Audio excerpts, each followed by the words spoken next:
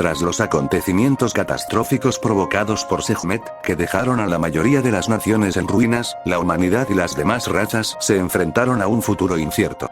Durante el lapso de 100 años que siguió, las regiones devastadas quedaron inhabitables. En busca de un refugio, los sobrevivientes se trasladaron al único lugar que aún ofrecía esperanza, el reino de Maritimia. Bajo el reinado del hijo del primer rey de Maritimia, comenzó una ardua tarea de reconstrucción. Con el propósito de brindar hogar a las diversas razas que habían perdido sus territorios, Maritimia se convirtió en un crisol de culturas y especies. Esta época, aunque marcada por la tragedia, fue también un período histórico y pacífico. Se recordaría como el momento en el que las diferencias entre comunidades se dejaron de lado para trabajar juntas en la restauración de lo que una vez fue destruido. Sin embargo, mientras la sociedad se esforzaba por reconstruirse, Sekhmet también evolucionaba en las profundidades de lo que alguna vez fue su lugar de descanso.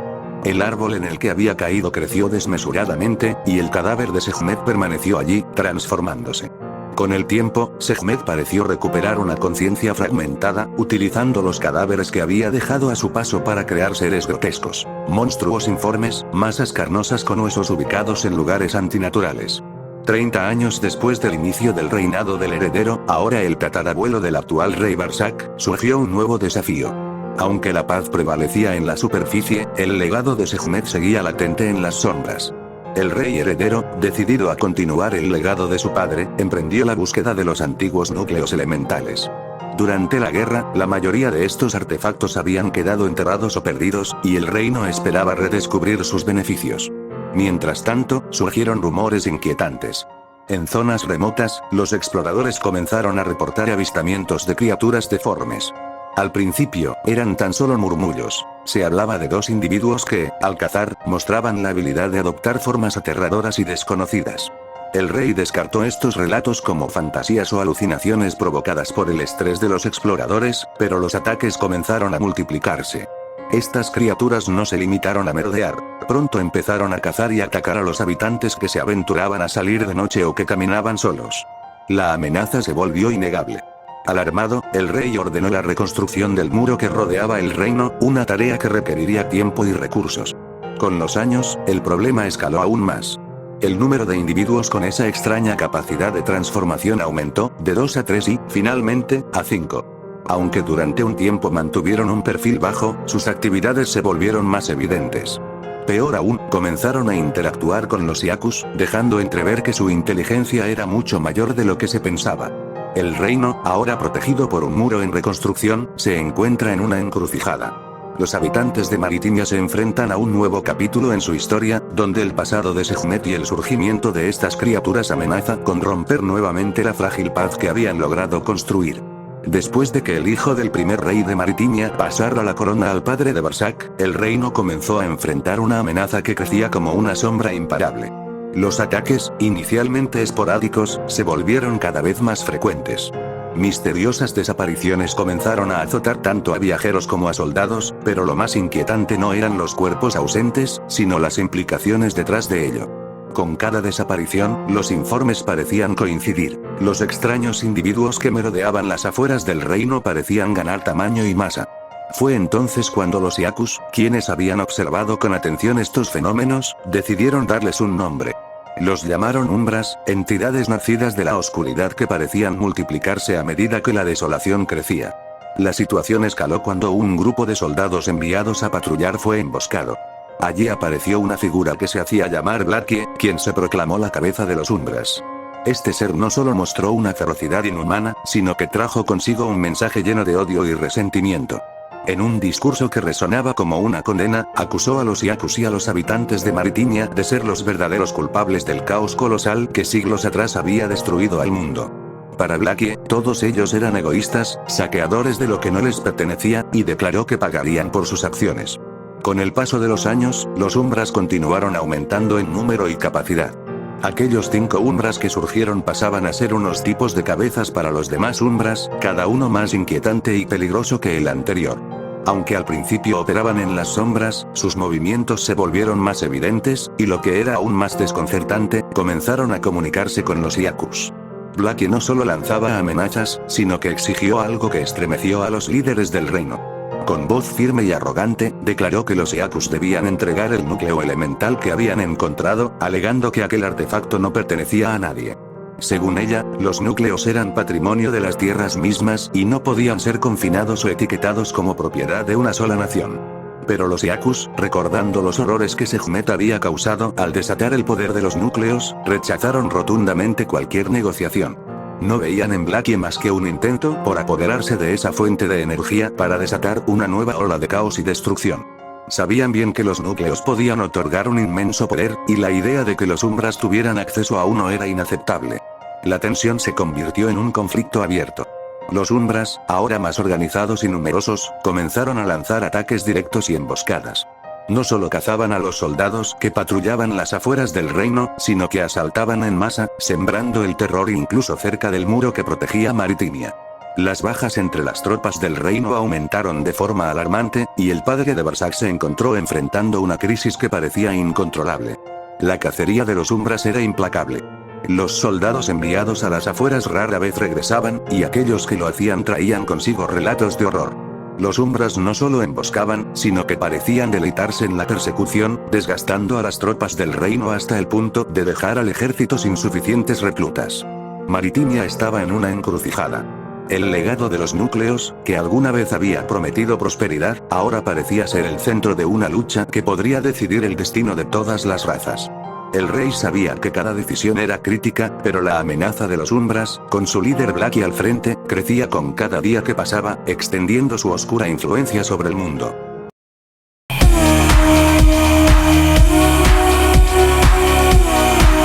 En medio del caos y la desesperación que los Umbras habían sembrado, el rey padre de Barsac decidió tomar una medida drástica. Emitió un decreto que resonaría en toda Maritimia, replicando las acciones de los antiguos líderes, como un eco de errores pasados. Cualquiera, sin importar su raza o sus rasgos, puede y deberá servir a la nación. Así nació el Cuerpo de Rastreo, la primera armada formal del reino, formada por aquellos que deseaban defender su tierra y buscar gloria, aun sabiendo que pondrían su vida en juego. Desde guerreros curtidos hasta jóvenes inexpertos, todos se unieron bajo un mismo estandarte, jurando proteger el muro y erradicar la amenaza de los Umbras. El conflicto escaló rápidamente. Uno de los 5 Umbras principales cayó en batalla, pero su cadáver desapareció sin dejar rastro, lo que desató la ira de su líder, Blackie. Consumida por el odio y la sed de venganza, Blackie se presentó directamente ante el muro de Maritimia, trepando hasta su cima para lanzar un discurso que estremeció a todos los presentes.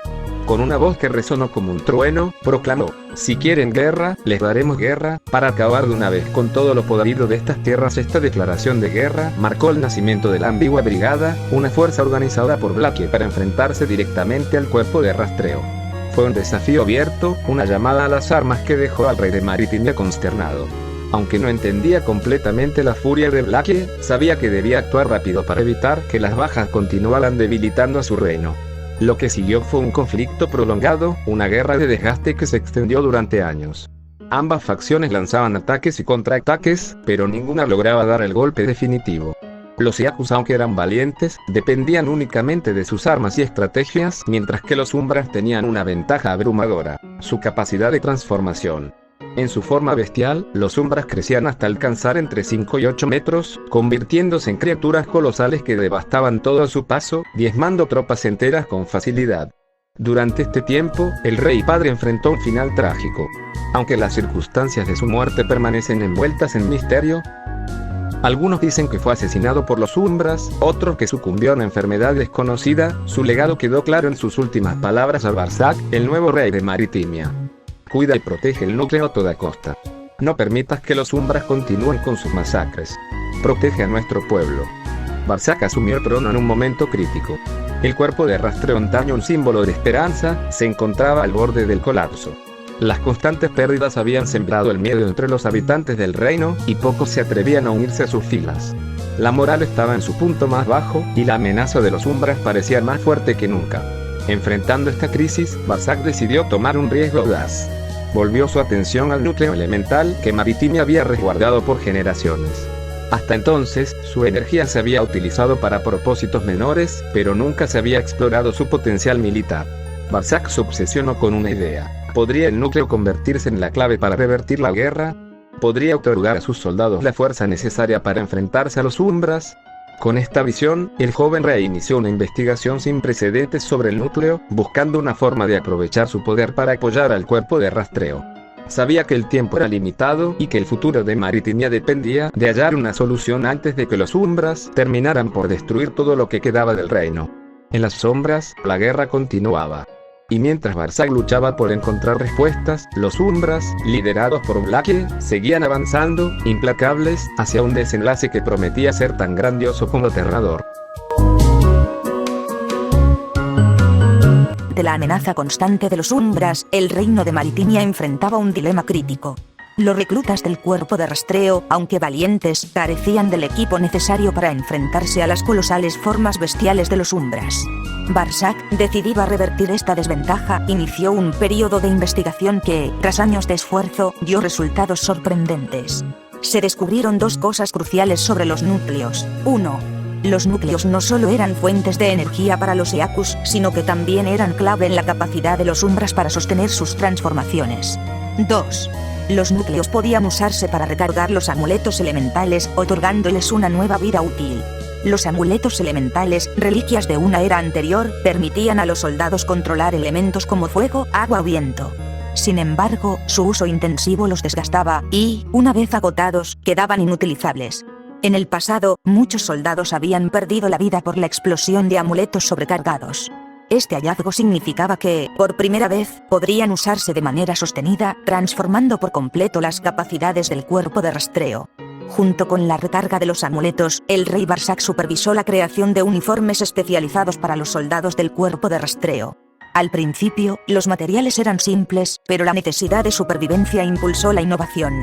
Los uniformes evolucionaron para incluir tejidos resistentes a los cortes, equipamiento liviano y sistemas diseñados para maximizar la movilidad. Entre las innovaciones más importantes estaba la creación de un sistema de desplazamiento aéreo. Este equipo, inspirado en antiguas herramientas de caza, consistía en ganchos retráctiles que se fijaban a los codos y rodillas, permitiendo a los soldados trepar rápidamente a las murallas, árboles gigantes y estructuras en medio de los combates. Ahora podían enfrentarse a los Umbras en su terreno, atacando desde ángulos inesperados y esquivando con facilidad los ataques devastadores de estas criaturas. Con estas mejoras, el cuerpo de rastreo comenzó a recuperar terreno. Por primera vez, los Umbras enfrentaron una resistencia organizada y efectiva. Blackie, la líder de los Umbras, no tardó en notar este cambio. Sus fuerzas, que antes dominaban con facilidad, comenzaron a verse debilitadas. Las derrotas, aunque pequeñas, eran constantes, y cada pérdida minaba la confianza de la ambigua brigada. Fue entonces cuando ocurrió el secuestro del año XDDD. Un error descuidado de un recluta casi reveló la ubicación del núcleo protegido por los Eakus. Los Umbras aprovecharon esta oportunidad y, liderados por Blackie, lograron infiltrarse en el territorio Eaku y robar el núcleo. Con su objetivo en manos enemigas, los Umbras planearon una emboscada masiva, confiados en su superioridad. Lo que los Umbras no sabían era que los Eakus ya los esperaban. Usando información obtenida de espías, el cuerpo de rastreo preparó una contraemboscada. Cuando los Umbras intentaron avanzar con el núcleo robado, fueron sorprendidos por un ataque coordinado y brutal. La batalla que siguió fue feroz. Entre los 4 comandantes principales de la ambigua brigada, 3 estaban presentes. Blackie, Argos y Asmo, la cuarta, Podle, permanecía cuidando el árbol de Sekhmet. Aunque las bestias colosales de los Umbras causaron estragos, la estrategia Eaku y el uso de los equipos de desplazamiento aéreo inclinaron la balanza. En medio del caos, los 3 comandantes de los Umbras terminaron separados. Fue entonces cuando ocurrió el golpe decisivo. Argos, uno de los más poderosos y cercanos a Blackie, cayó en combate. Su muerte fue un duro golpe para la ambigua brigada, y Blackie, devastada por la pérdida, ordenó una retirada inmediata, jurando venganza mientras se alejaba del campo de batalla. La victoria fue recibida con júbilo en Maritimia. Por primera vez en años, los Eakus sentían que tenían la ventaja. Barsag, orgulloso de sus soldados, lideró celebraciones en el reino. Sin embargo, en su interior, el rey sabía que esta victoria no significaba el fin de la guerra. Con el núcleo recuperado y los Umbras en retirada, Barsag decidió aprovechar el momento para planear un ataque directo contra el supuesto árbol de Sekhmet, la fuente de vida de las bestias. Era una apuesta peligrosa, pero el tiempo jugaba a su favor. Los avances en tecnología y armamento seguían fortaleciendo al cuerpo de rastreo, y el rey sabía que era ahora o nunca para terminar con la amenaza de los Umbras de una vez por todas. Mientras tanto, en las filas de los Umbras, el dolor por la pérdida de Argos era palpable. Blackie, quien al parecer compartía un vínculo especial con él, canalizó su dolor en una determinación inquebrantable. Prometió no descansar hasta que los Yakus pagaran por lo que habían hecho y comenzó a reunir a las fuerzas restantes de la ambigua brigada para un contraataque que sacudiría los cimientos de Maritimia. El conflicto estaba lejos de terminar, y la sangre derramada en ambos bandos aseguraba que la próxima batalla sería más devastadora que cualquier otra antes.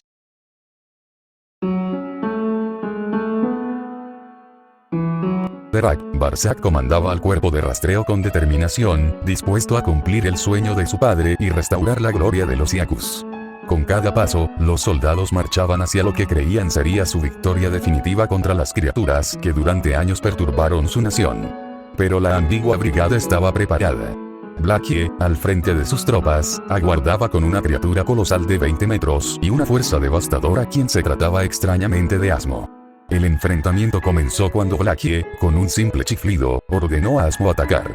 La criatura se lanzó con furia contra las filas de los Yakus, desatando una batalla encarnizada. Los soldados, equipados con sus uniformes mejorados y los sistemas de desplazamiento aéreo, comenzaron a elevarse hacia los cielos, buscando ventaja en el combate. Desde el aire, los Yakus intentaban atacar los puntos débiles de las criaturas colosales, lanzando ofensivas coordinadas y utilizando los amuletos elementales recargados con energía de los núcleos. Sin embargo, la emboscada había sido calculada. A los flancos, aparecieron 3 figuras más, otras criaturas, que se podrían considerar voces, de fuerza brutal que devastaron las líneas de los Yakus. Cada criatura era más letal que la anterior, y sus habilidades parecían ser diferentes el uno del otro. Al parecer también los Umbras, en especial Blackie, también obtenieron una rara mejora por medio de los amuletos, cuya energía habían aprendido a almacenar para obtener potentes buffs. Ellos tampoco se quedaron atrás con el descubrimiento de cómo usar todo lo que podían a su alcance, más el hecho de que los Yakus tomaran ventajas así solo les permitió dar un paso al frente de igual manera. Los Yakus estaban superados. Mientras tanto, Barzak y Blackie se enfrentaron directamente, líder contra líder. Sus ataques resonaban como estruendos en el campo de batalla. Barzak luchaba con ferocidad, decidido a terminar con la amenaza de los Umbras de una vez por todas, pero Blackie, implacable y con una furia alimentada por años de odio, tomó rápidamente la delantera. La batalla se tornó en un caos absoluto. El cuerpo de rastreo, que comenzó con 67 soldados, fue reducido drásticamente a apenas 12 sobrevivientes. Los Yakus luchaban con valentía, pero los Umbras, en sus formas bestiales, arrasaban con todo a su paso. Asmo, con su fuerza colosal y abrumadora, fue responsable de gran parte de las bajas, mientras que las otras 3 criaturas mantenían la presión desde los flancos. Barzak, aún luchando contra Blackie, ignoraba las alertas de sus soldados sobre las bajas. Estaba completamente concentrado en cumplir su misión, acabar con la líder de los Umbras y honrar el legado de su padre. Pero Blackie demostró ser demasiado para él. Con una serie de ataques precisos y brutales, dejó al rey gravemente herido, con lesiones tan graves que lo dejaron parcialmente paralítico. Blackie, observando su victoria, soltó una carcajada cruel, burlándose de la impotencia del rey caído. Mientras los Umbras seguían desatando el caos, los pocos Yakus restantes lograron evacuar a Barzak, escapando del campo de batalla con lo poco que quedaba de su armada. La derrota fue devastadora para los Yakus. La nación se tiñó de luto mientras se realizaban funerales masivos para los soldados caídos. Familias enteras quedaron destrozadas, perdiendo a hijos, hermanos, padres y esposos. La ilusión de victoria se había desmoronado, y el miedo se apoderó nuevamente de la población. Nadie quería volver a unirse al cuerpo de rastreo. El terror de las transformaciones de los Umbras y la aplastante derrota habían quebrantado su espíritu. Barzak, incapaz de perdonarse por las pérdidas, renunció a su liderazgo del cuerpo de rastreo. Consumido por la culpa y las secuelas de su lesión, se retiró de la vida pública. El hallazgo del núcleo semanas después de la masacre, uno de los Umbras, un individuo pequeño y considerado el más débil de ellos, emprendió una exploración junto con otros miembros de la brigada. Durante una expedición minuciosa, este Umbras logró dar con la ubicación del núcleo Yaku. El descubrimiento fue un golpe crítico para los Yakus.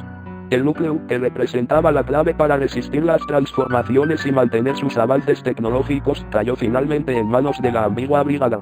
El Umbras informó rápidamente a Blackie, quien no tardó en reclamar el núcleo como suyo. Con el control de este recurso vital, los Umbras aseguraron una ventaja aún mayor en la guerra. El cuerpo de rastreo, a pesar de la derrota, no se disolvió por completo. Los sobrevivientes, liderados ahora por nuevos comandantes, buscaron refugio y reconstrucción en un lugar distante, Breathiton. Este pequeño asentamiento se convirtió en su nueva base de operaciones, mientras intentaban reponer fuerzas y planificar una contraofensiva para recuperar el núcleo. Pero la antigua brigada no dejó de perseguirlos. Los Umbras, liderados por Blackie, comenzaron a expandir su dominio, y Breathiton se convirtió en el próximo escenario de conflicto. La guerra entre Yakus y Umbras estaba lejos de terminar, y ambos bandos sabían que las batallas por venir decidirían el destino de sus tierras. La caída de Barzak marcó el fin de una era, pero también el inicio de otra.